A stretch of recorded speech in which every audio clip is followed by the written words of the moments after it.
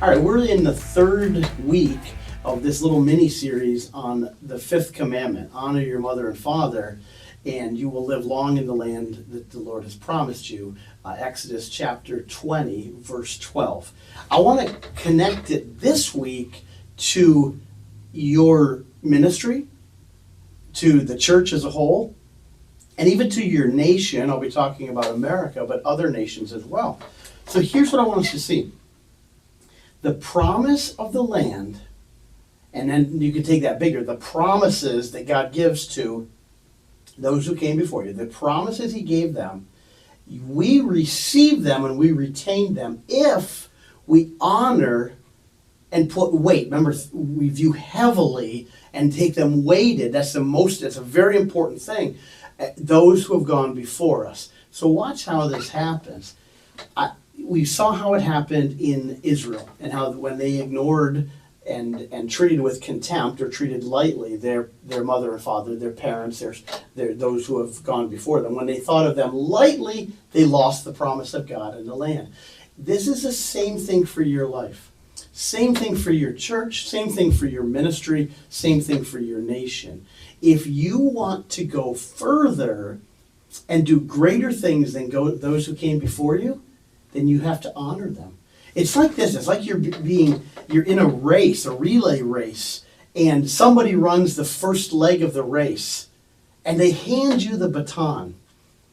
Now, you have a choice at that moment to take the baton, give them a thumbs up, say thanks for running that leg, and then you take off and you go to the next to find the next person, and you run your leg.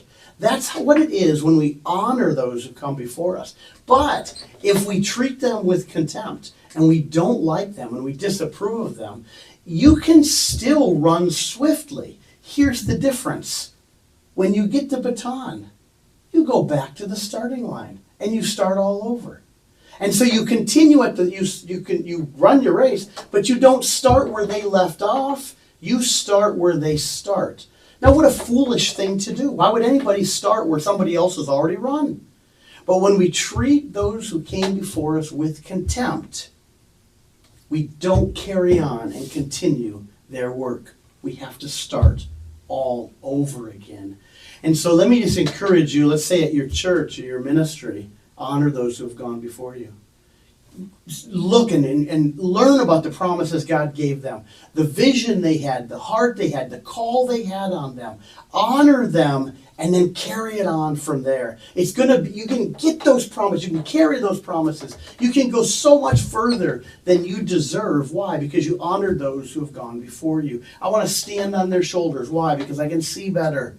And I want the next generation to stand on my shoulders. Why? So they can see better. They can have a better vision. And it's the same way even so let me just encourage you as your church or your ministry, boy, you make sure you honor those who came before you. Honor them. If not, good luck. You're just starting all over. Every generation starts all over. It just doesn't make any sense. Let me just also encourage as a nation, and we're coming up in America, we're coming up on our 250th anniversary. It's a big holiday, a big celebration. And my concern for America isn't whatever. There's always economical things. There's always stuff like that. Whatever. Those things happen. Every nation.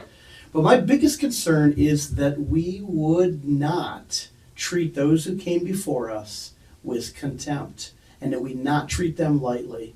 If you want to go further, if you want to have even a greater ministry, a greater life, a greater nation, honor the ones who came before us. Honor the forefathers of a nation. Honor the laws of a nation. Honor the vision of a nation. Honor the heart of a nation. Does the past have flaws? Of course it does. And so does the present, which includes you. So there are definitely flaws. Honoring doesn't mean deifying. It means taking their vision and taking it farther, taking their call on their life or their nation and going farther and having it be something greater than you can imagine. And so we've had tearing down statues and hating people of the past and disregarding people who were once viewed as heroes, those types of things. It's not about the statue. It's about the fifth commandment.